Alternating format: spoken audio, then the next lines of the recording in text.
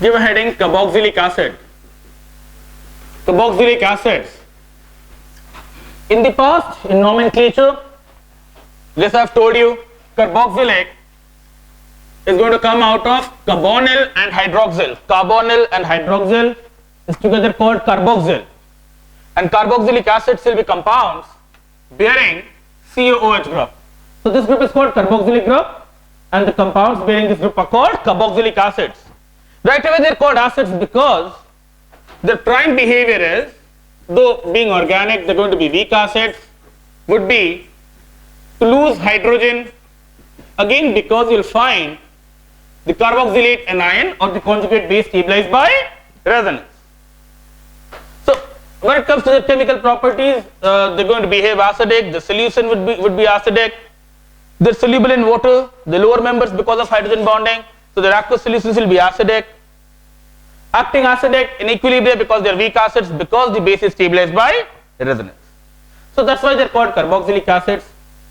And I repeat, because we are nearing the end of the syllabus, chances are processes related to the preparation of carboxylic acids we might have done before in form of the properties of different chemical compounds, organic compounds, and processes which are related as the properties of acids we might have done before in course of trying to convert an acid to other organic compounds. So chances are we would have seen most of the reactions before. Very quickly I'll want to revisit all of it. Some of them we would have learnt in great details, but formally we will want to begin with methods of preparing carboxylic acids. Methods of preparation. Methods of preparation.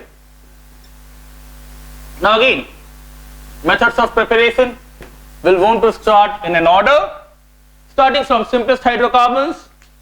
Now directly converting an alkane to an acid is not feasible, although CH4 getting oxidized to CH3OH, getting oxidized to CH3CHO, getting oxidized to CH3COOH must be the order of oxidation which I would have told you at the beginning of organic chemistry. Alkane to alcohol, a 1 degree alcohol to an aldehyde, a 2 degree alcohol to a ketone. Okay, I'm sorry about it. Maybe one carbon system, sorry.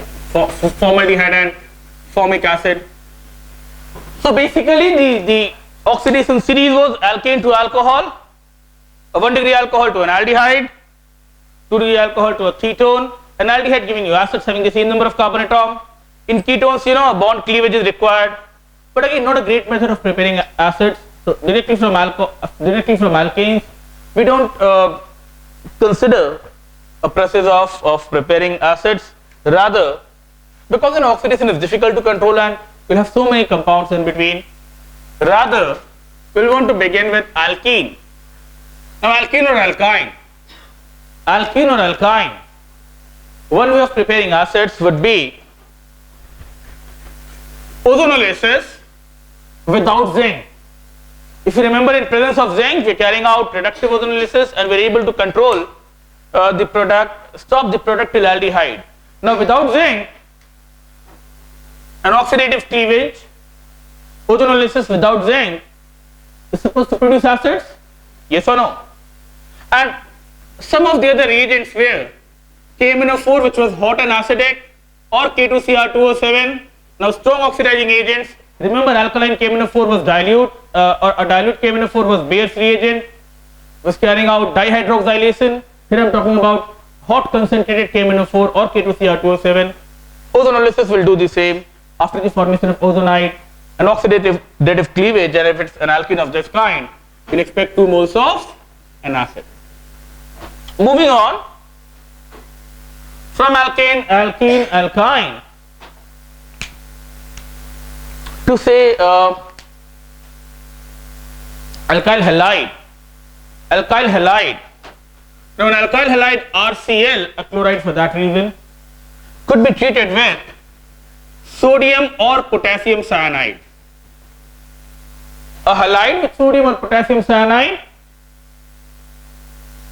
Simple nucleophilic substitution, Cl minus getting substituted by Cn minus, and you would get RCN, a cyano compound or a nitrile. And then cyanides could be hydrolyzed to an acid, RCOOH. So from a halide to a cyanide, which would involve nucleophilic substitution. Again, that it SN only, could be SN1 or SN2, depending upon the nature of the halide and other factors. But a chloride to a cyanide, and a cyanide is hydrolyzed to an acid. And another popular way is you would want to convert RCl to a Grignard, magnesium in dry ether. You might get RMgCl or RMgX, a Grignard. Now that Grignard with carbon dioxide, you will want to see carbon dioxide as a compound which could accept, all that's a linear molecule with no dipole moment.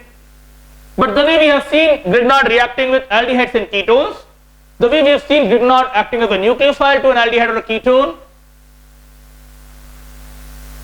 R minus MgCl plus, this R minus can go and attack a carbon atom, expecting a bond to be polarized. That O minus getting hold of MgCl and RMgCl with carbon dioxide might just give you RCOOMgCl or RCOOMgX for a halide. Alright, RCOOMgCl, and that could again be hydrated, to RCOOH and MgOH whole twice maybe.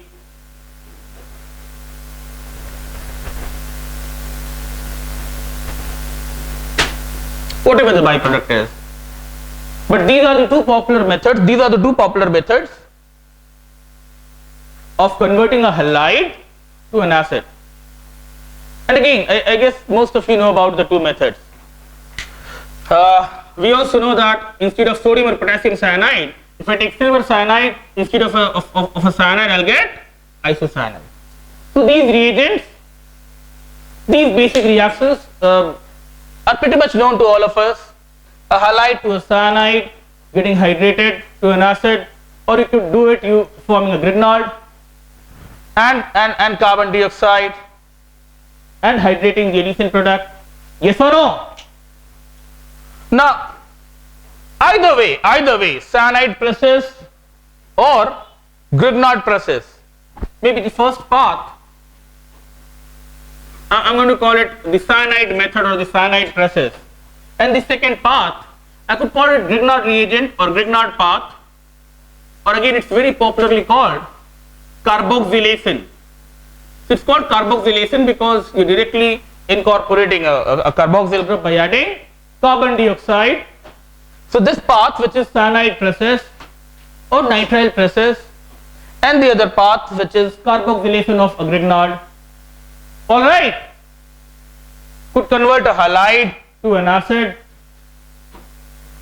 What's noteworthy is either way, cyanide process or Grignard method, from RCl you'll be getting RCOOH, you'll be getting an acid having one more carbon atom. So along with the method of preparing acids, it could also be used as a step-up process. Step-up process will be a process where the count of carbon atom will increase, and from a smaller chain you'll be able to make a bigger molecule. Yes or no? So you could very well use it to produce from methyl chloride or bromide, ethyl bromide to propanoic acid, a step-up process where either way the number of carbon atoms is increasing by one. Alright. Now both the methods known to us, a cyanide or Grignard process, and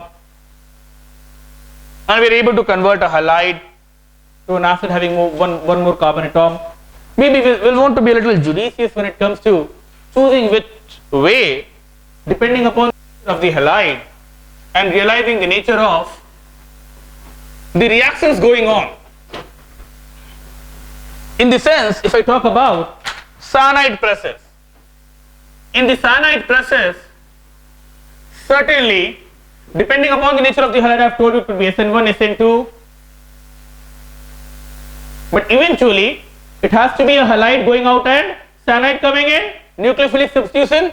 And for a nucleophilic substitution, we realize this following has to be falling in place. First of all, you can't carry it out, you can't carry cyanide process for say aryl halide, chlorobenzene to benzoic acid, chlorobenzene to benzoic acid, chlorobenzene to benzoic acid. Well, difficult to do using a cyanide process. Who will tell me why?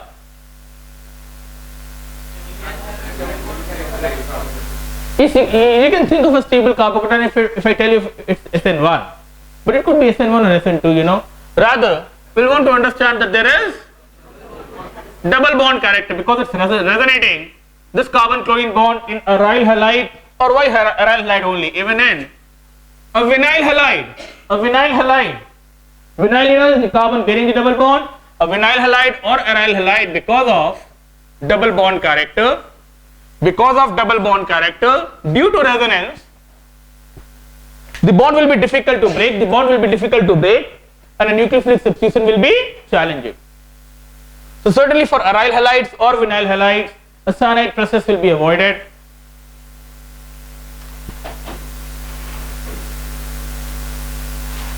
And then there could be a situation where, you know, you have a 3-degree halide.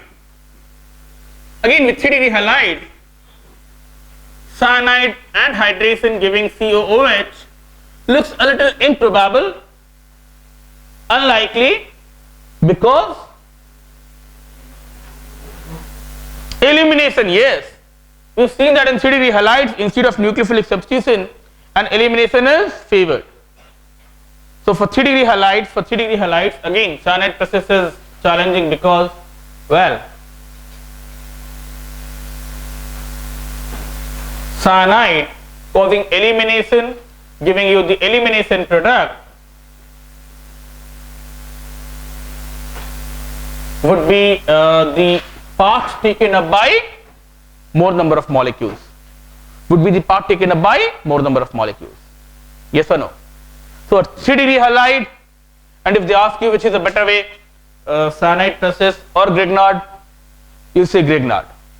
Aryl or vinyl halide, again you will want to carry out Grignard and not cyanide process, because those bonds are bearing double bond character and are difficult to break. Yes or no?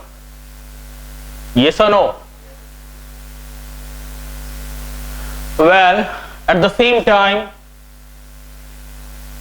when I was teaching you aromatic nucleophilic substitution, maybe I told you about a Meisenheimer complex, and I told you how -I and -R at ortho and para positions will make that process more feasible. Yes or no?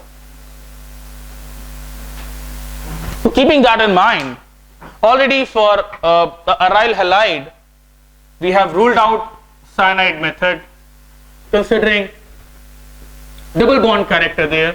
At the same time, we know that presence of -I -R at ortho and para positions will facilitate aromatic nucleophilic substitution, and certainly if it's to the extent that I have a lot of NO2 groups, I was easily able to convert it to picric acid, if you remember, because -I and -R at ortho and para positions will facilitate a nucleophilic substitution in aromatic ring, and there cyanide and hydration forming the corresponding acid would be easier despite double bond character. -I -R at ortho para positions, -I -R at ortho para positions are going to facilitate nucleophilic substitution, and then a cyanide process or Grignard could be used. Again, a particular situation could be, I have say 2 NO2 groups and I have a OH group here.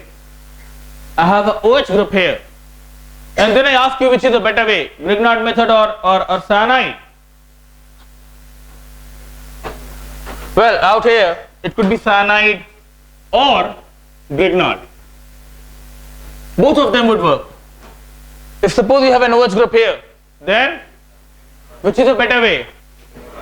Why?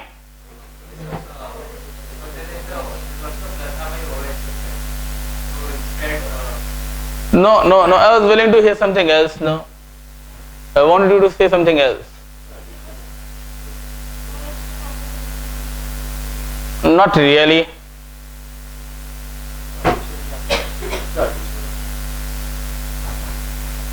Complete your statement. Addition होगा अब.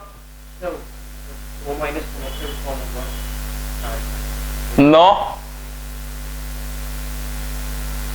With so much of Grignard learnt, I always warned you. Acidic hydrogen and Grignard will become an alkane. Acidic hydrogen and Grignard will become an alkane. Yes or no? OH group है. और MgX RH बन जाएगा, alkane बन जाएगा. That's the only drawback using a Grignard. Other than that, things which you have learnt about Grignard, it's a great reagent, great synthetic reagent, helps us to carry out so many conversions and transformations of organic compounds. Yes or no? At the same time, Grignard with acidic hydrogen, which is hydrogen bonded to oxygen, nitrogen, or a triple bonded carbon, and Grignard would be avoided. So this with Grignard or through Grignard formation, I know when I write Grignard, you understand that I'll be trying to convert this chloride to the corresponding Grignard, and that process is ruled out because this OH bears acidic hydrogen. So the drawbacks, the limitations with cyanide process wave for aromatic and vinylic halide, double bond character, and the bond was difficult to break. For these would have wanted Grignard. For these we would have wanted Grignard. A 3-degree halide, instead of a substitution, will have elimination. So this to this I would have wanted Grignard. I hope I am very clear on this part. Out here I am suggesting a way where in aromatic halides also cyanide process could be used. It could be through a nucleophilic substitution, because amino side ortho and para position will facilitate that. And this could be cyanide or Grignard. And the only problem, the only limitation of using Grignard reagent would be, Grignard with ammonia, water, alcohol, amine, amide,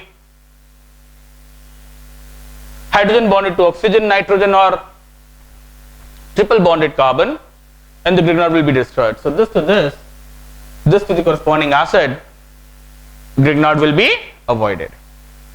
Yes or no? I mean,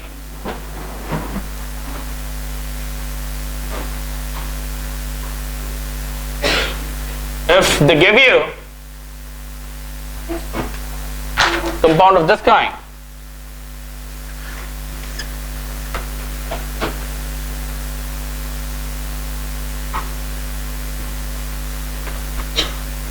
Grignard or cyanide,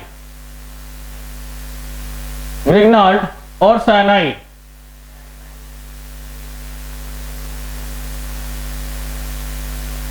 Grignard or cyanide, tell me. Because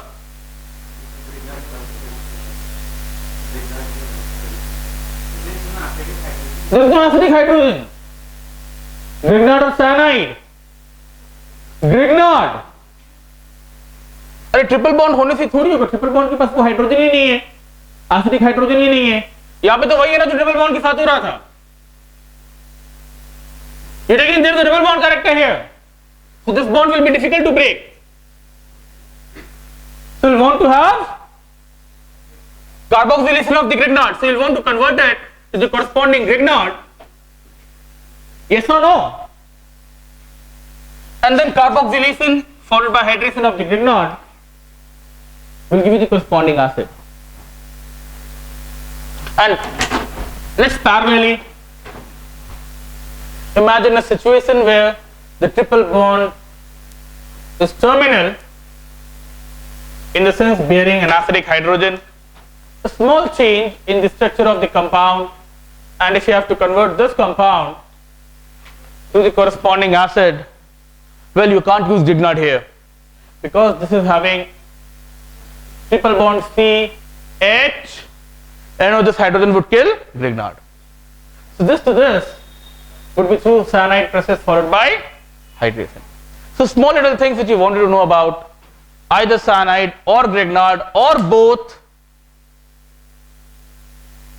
We're trying to convert a halide to an acid and then we'll want to move on.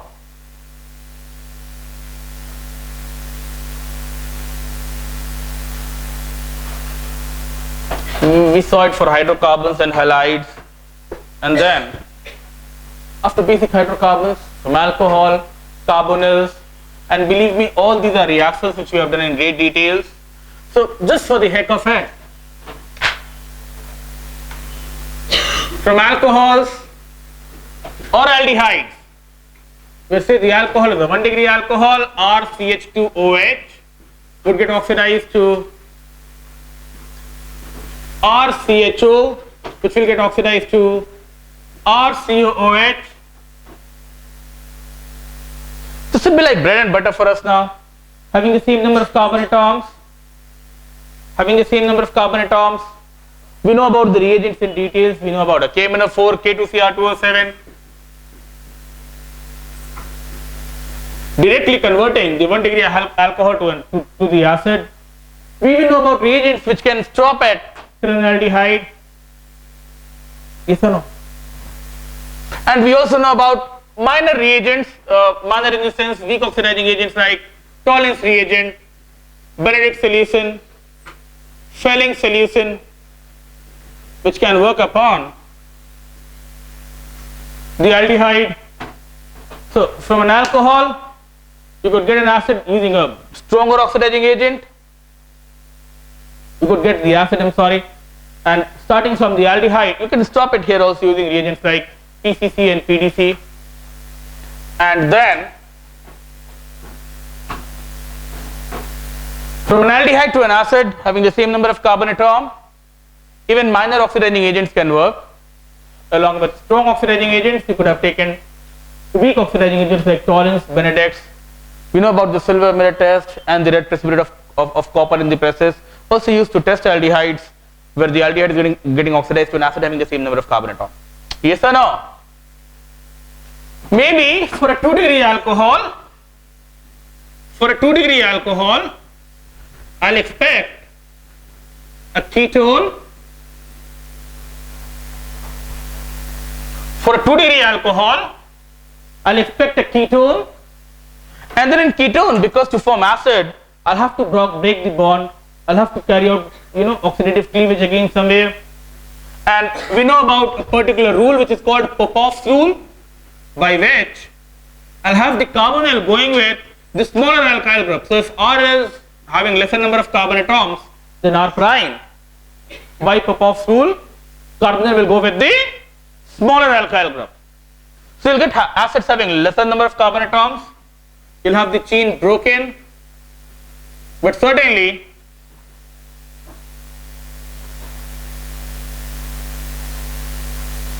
with more difficulty, because KMnO4, K2Cl2O7 will require high temperature, or nitric acid might be required. But in either case, from an aldehyde or a ketone, oxidation, and you get acids, but this will have the same number of carbon atoms. Here the bond will be cleaved by a particular rule. But we've seen this inside out. We know about all the reagents, all the processes.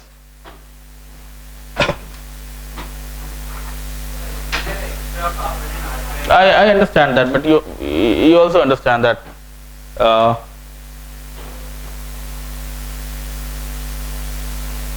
both of them will become an acid, and with I had a way to express that. While writing COOH, I'm not trying to increase the number of carbon atom in this particular alkyl group. If you want, you can take a note of that. That this is just to represent it's an acid, but the number of carbon atom is not increasing. Yes or no? Or this should help.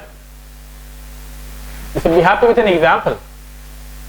It breaks this way because the carbon will go with the smaller alkyl group, and then you get CH3COOH. And maybe for the example to look more clear, I'll exchange one carbon atom here so that you get two different acids, acetic acid and propanoic acid here. All right. We move on from hydrocarbons, halides to alcohols, aldehydes, and then we realize that we can get acids from its derivatives. See, with acids we'll simultaneously want to know the chemistry of acid derivatives, because as the term suggests that acid derivatives are derived from acid only. We'll see acids could be converted to derivatives and again could be obtained from its derivatives. So after this maybe we'll want to know how acids could be obtained from their acid derivatives, but we'll want to know it the forward way first, how the derivatives are obtained from an acid. And in the process,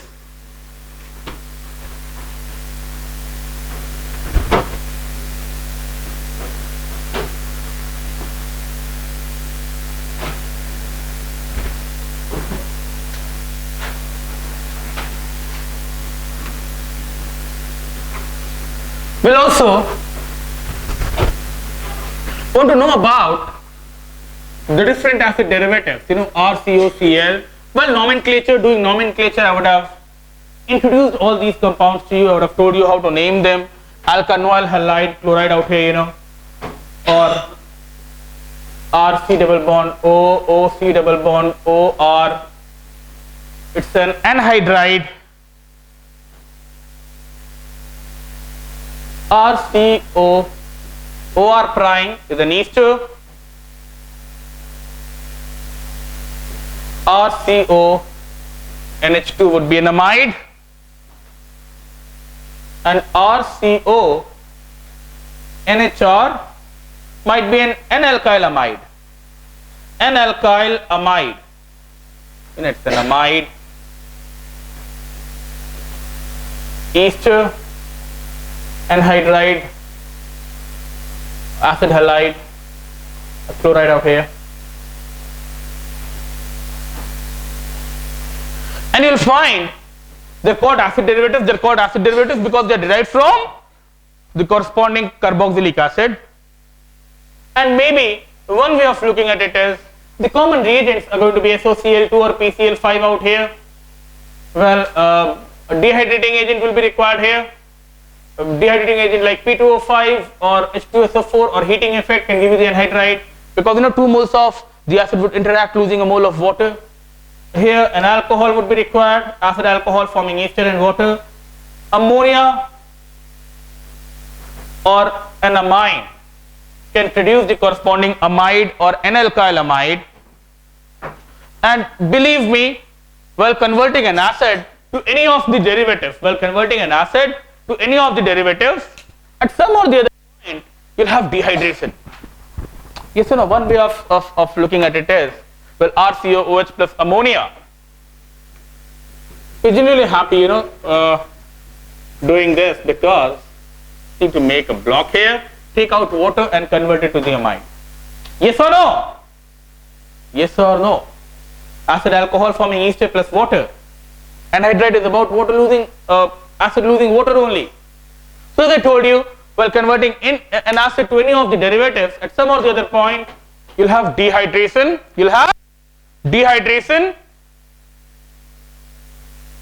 We have a basic idea, knowledge about the reagents which will be used to convert an acid to the corresponding anhydride, to the corresponding derivative.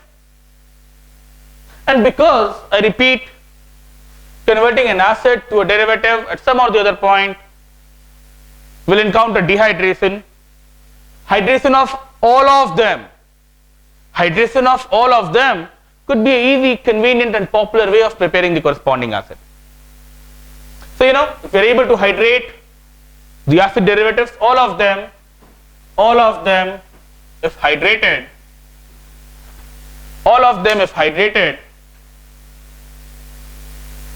should give you the acid bath. Alright. So this would be the last attempt to obtain an acid from its